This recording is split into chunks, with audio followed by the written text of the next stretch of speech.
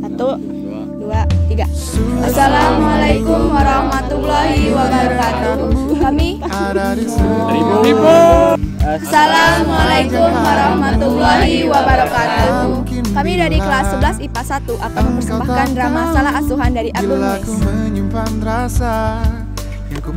Perkenalkan, saya dari Arista berperan sebagai Nyonya Brum, Mama Kori, dan Suze. Perkenalkan, saya Nike Novewenti berperan sebagai Kori Debuzi. Perkenalkan, nama saya Imanda Gusti Tampolan berperan sebagai Rafi'ah. Perkenalkan, saya Cantika Aulia berperan sebagai Ibu Hanapi. Perkenalkan, saya Bimayu berperan sebagai Ayah Kori. Perkenalkan, nama saya Saramito Saji sebagai Hanapi. Perkenalkan, nama saya Firmani Simpati Haji sebagai Tuan Guru dan Tuan Dokter. Perkenalkan, nama saya Muhammad Rifki Alfarizi. Di sini saya berperan sebagai Tuan Brum dan Tuan Pandemen. Selamat menyaksikan drama kami. Semua malam kita tak akan lagi. Ku menunggumu di depan pintu dan tak ada lagi.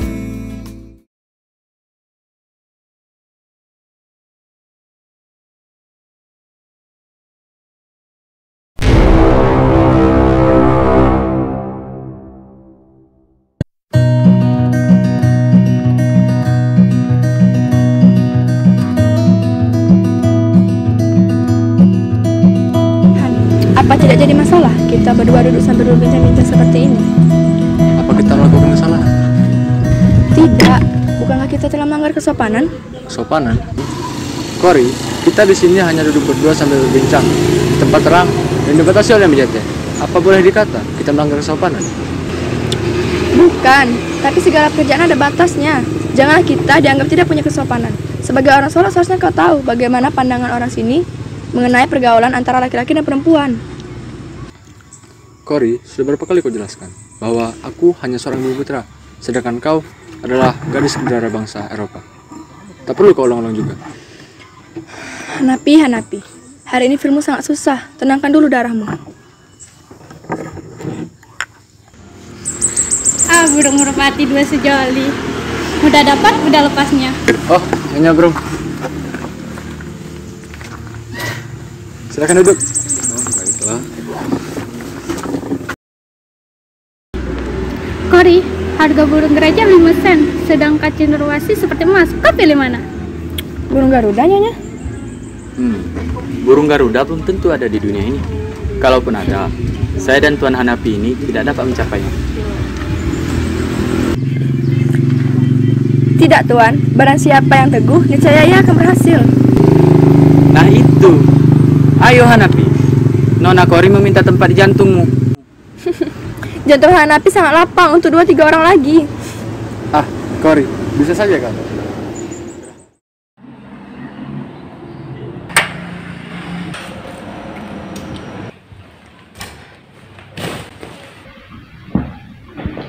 Pak, Kori hendak bertanya. Bolehkah Bapak menjawabnya? Apakah itu, wahai anakku? Bagaimana menurut Papa tentang pernikahan orang Barat dan orang Timur? Pernikahan campuran itu banyak rintangannya, Kori. Itu timbul dari keegoisan masing-masing pihak. Namun, asal keduanya dapat bertoleransi, itu tidak jadi masalah. Seperti Papa dan Mama, Kori. Tapi Papa dan Mama sungguh berbeda. Papa orang Barat dan Mama orang sini. Kori tidak tahu, tapi Kori merasa pernikahan lelaki Timur dan perempuan Barat pasti berbeda. Tentu saja. Itu akibat dari kesombongan bangsa. Mengapa kau bertanya hal sedemikian itu? Kori hanya berpikir, bagaimana apabila Kori berjodoh dengan seorang bumi putra, Pak? Apa Papa menyetujuinya? Apakah orang itu Hanapi? Ini seumpamanya saja, Pak. Kau ini masih anak-anak, Kori. Sangat jauh apabila kau bertanya soal ini. Tapi tentulah Papa tidak setuju. Timur tinggal Timur, Barat tinggal Barat. Dan tidaklah keduanya menjadi satu. Tadilah gadis Eropa dikawini seseorang laki bumi putra, termasuk Hanapi. Walaupun ia bergaul dengan bangsa kita, tetapi ia tetaplah bumi putra. Iya, Pak.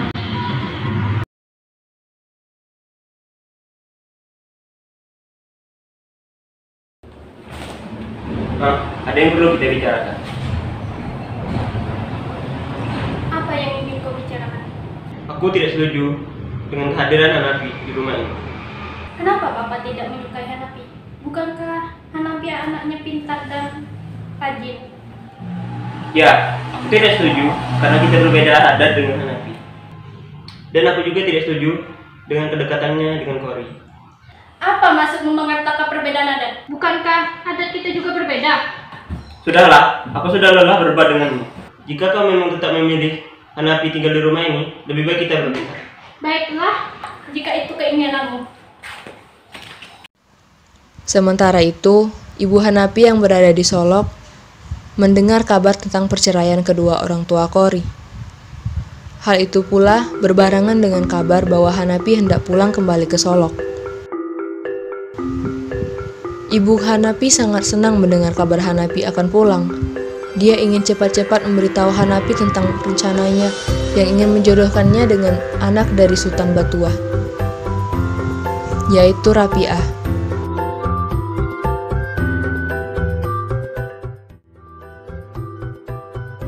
Assalamualaikum. Utang budi haruslah dibayar dengan budi. Kau ingat putrinya, Rapiah? Ibu telah setuju untuk menikahkannya denganmu. Namun sayang, Apa bisa setelah Hanapi mengetahui kabar itu, dia tidak senang dengan hal itu. Hanapi langsung saja pergi keluar rumah. Dia muak mendengar apa yang dibicarakan oleh ibunya tentang perjodohan itu. Di luar, Buyung memanggilnya, menyampaikan kepada Hanapi bahwa dia menerima sebuah surat. Sudah, pergi sana.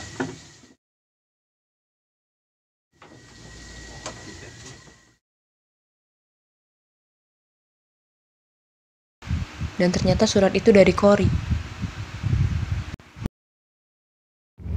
Sahabatku Hanapi, Han, aku hendak pergi ke Betawi. Tapi, aku tak tahu pasti kapan tepatnya aku pulang. Saat kau membaca suratku ini, tentulah aku tenang dalam perjalanan. Bapak benar Han, timur tinggal timur, barat tinggal barat. Tak akan dapat ditimbuni jurang yang membatasi kedua bagian itu. Aku harap kau maklum Hanapi, sahabatmu, Kori de Buze.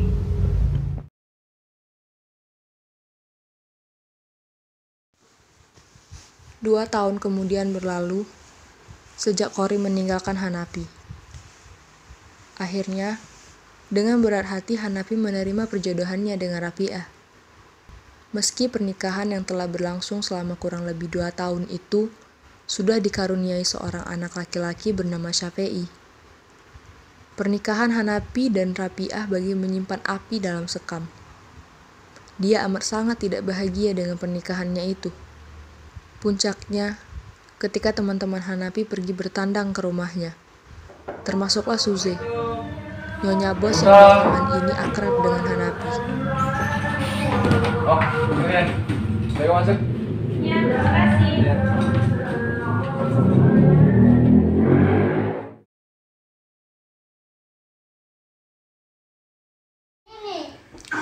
Kalian pasti loh. Sebentar. Buyung. Buyung. Rapiah. Sebentar, saya ke belakang dulu ya.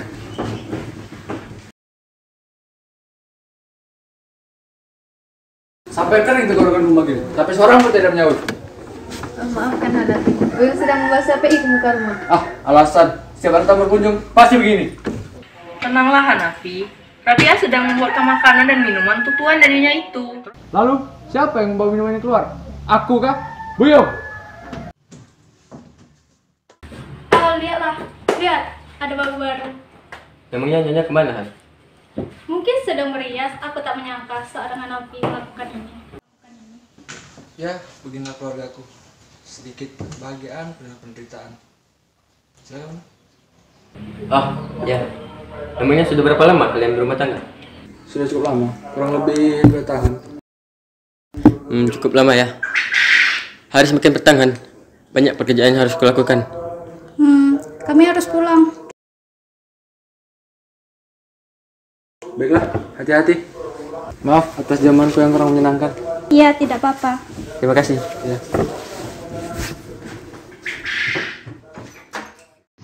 Setelah kepergian tamu-tamu Hanapi itu, Dia kembali marah kepada Rabi'ah dan pergi meninggalkan rumah kemudian.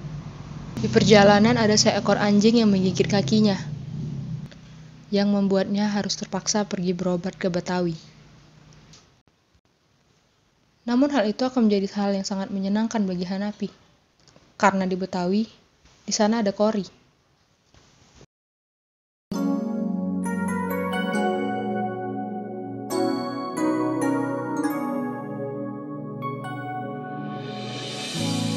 Kadang hati berharap ku terbangun dari sebuah mimpi. Ini bukan kenyataan, namun adanya tak ada di sini. Kau meninggalkanku. Kak, saya senang tadi. Oh, Kori. Hanapi?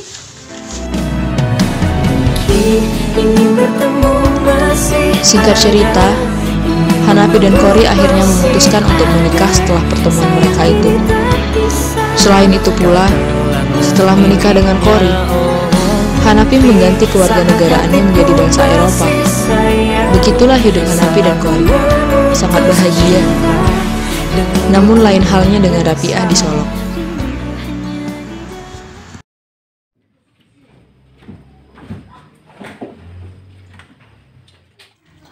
Bu, janganlah menyediakan makanan banyak-banyak. Siapakah yang hendak makannya nanti? Sebab kau berpuasa, Rabi'ah. Tak puas hati ibu jika makanan kurang. Lupa makan atau tidak, asalkan makanan cukup tersedia, aku senang. Bu, sudah Kamis ke-8 aku berpuasa. Dan selama itu pula, ayah Syafi'i pergi meninggalkan kita. Selama ia masih dalam perjalanan, tak akan rumpangnya aku berpuasa Senin dan Kamis. Berpuasa unat itu banyak manfaatnya. Tapi lihat, tinggal kulit pemalu tulangmu saja, nak. Benar, badanku menjadi kurus, Bu. Tapi bukan kurus karena berpuasa. Dan meskipun kurus, tetapi pada perasaanku, kesehatanku tiadalah terganggu. Rabi'ah. Ibu, sudah 3 kali kangkung masuk ke dalam rumah. Apa pula artinya aku masuk ke dalam rumah itu?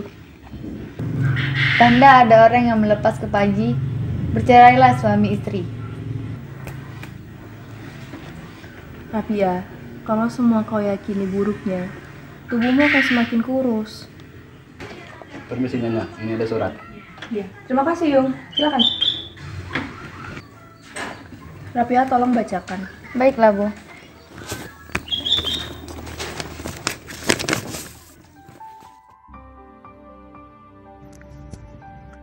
Ibu yang tercinta, sesungguhnya surat ini haruslah kualamatkan kepada Rabi'ah. Tapi karena perempuan itu pula dari ibu, kepada ibu pula lah yang hendak kupulangkan. Ibunda, sesampainya Hanapi di Betawi, Han bertemu dengan tuan nama yang menawarkan pekerjaan di sini.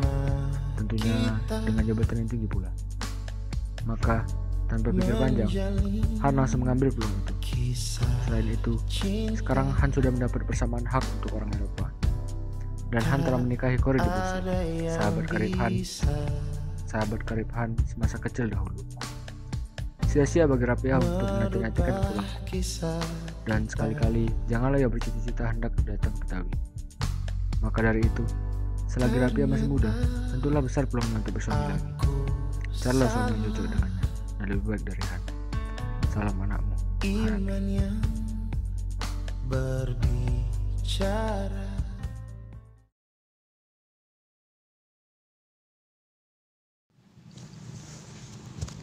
Kehidupan rumah tangga Kori dan Hanapi tak selamanya bersukaria. Kawan-kawan yang mengetahui perkawinan itu mulai menjauh. Di satu pihak menganggap Hanapi besar kepala dan angkuh, tidak menghargai bangsanya sendiri. Di lain pihak, Kori dianggap menjauhkan diri dari pergaulan kehidupan barat. Puncaknya, terjadilah kesalahpahaman yang akhirnya mengakibatkan pernikahan itu. Apa yang telah kau lakukan selama ini tidak ada di rumah, Kori? Apa maksudmu, Han? Aku tak mengerti. Kau membawa laki-laki masuk rumah kan? Iya kan? Apa maksudmu? Kau sudah keterlaluan dengan menuduh begitu, Han? Lebih dari menuduh. Baiklah kalau begitu.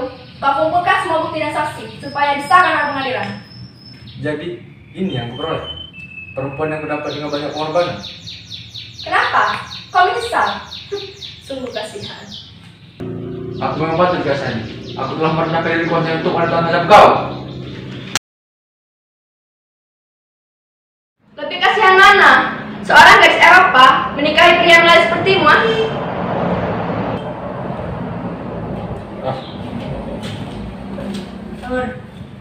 Tega Tuhan!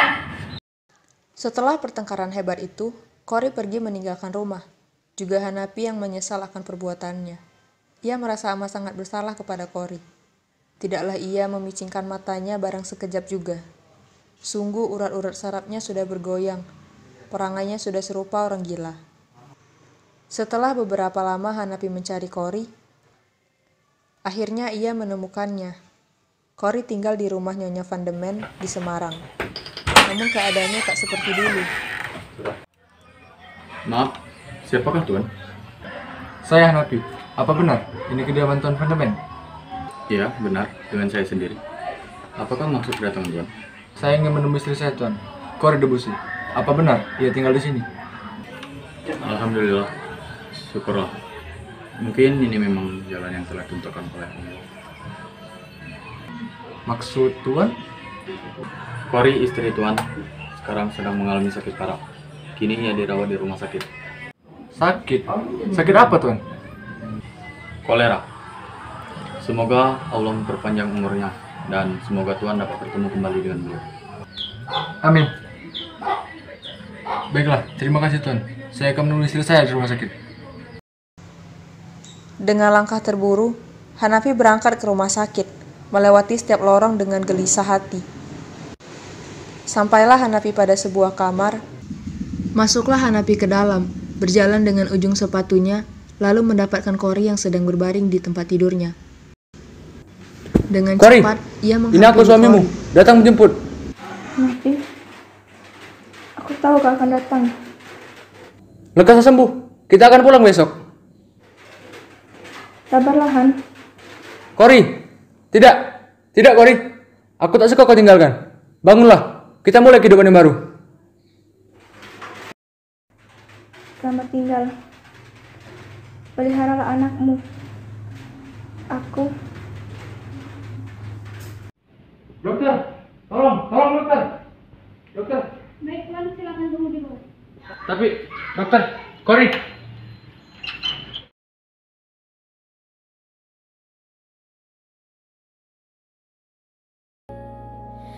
Tetaplah di sini, kita tersenyum lagi, tak peduli latih, mimpi masih menanti, hati masih ingin kita tepati janji, kau dan aku selalu.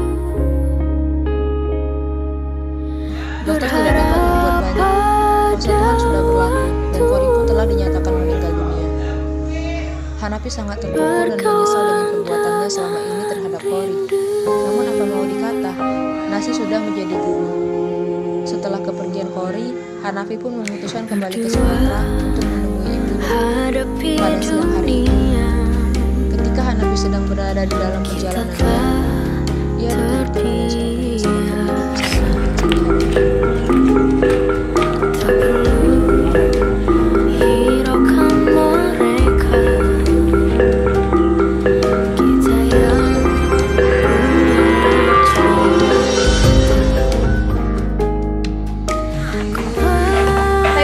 Kalau kau lelah menjaga anakku, lebih baik kalau letakkan menjadi di tanah.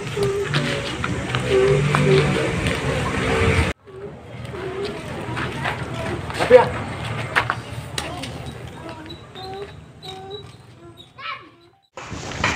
Hanapi? Ibu. Kapan kau datang? Bagaimana keadaanmu? Sudah kemarin. Keesokan harinya, Hanapi tidak dapat menemukan Syafei di rumah. Ternyata ia ditinggalkan oleh Rapiah ke Bonjol. Maka Hanapi tidak dapat melihat anaknya lagi. Sungguh malang nasib Hanapi. Ia pun jatuh sakit karena terlalu lelah dengan semua yang menimpanya. Semakin hari, sakitnya bertambah parah. Sehingga ibunya memanggilkan dokter ke rumah. Apakah dokter tahu penyakit saya? Tahu betul Tuan, Tuan telah meminum obat sublimat. Maka saya wajib untuk menolong Tuan. Sia-sia. Sudah banyak yang telah aku minum. Biarkan aku mati. Apakah Tuan tidak kasihan dengan ibu Tuan? Baiklah, tapi jangan beritahu bahwa saya minum sublimat. Saran saya bagaimana kalau Tuan dibawa ke rumah sakit saja, agar Tuan bisa menerima penanganan lebih baik. Dokter pun berupaya untuk mengeluarkan submit yang berada di dalam perut Hanapi. Namun, pekerjaan itu pun tiada artinya. Dokter tidak dapat lagi menolongnya. Maka setelah Hanapi membaca 2 kalimat syahadat, nyawanya pun melayang. Begitulah akhir hidup Hanapi, seorang bumi putra yang lupa akan adatnya dan terpengaruh oleh budaya barat sehingga terjerumuslah ke dalam hal yang merugikan dirinya sendiri.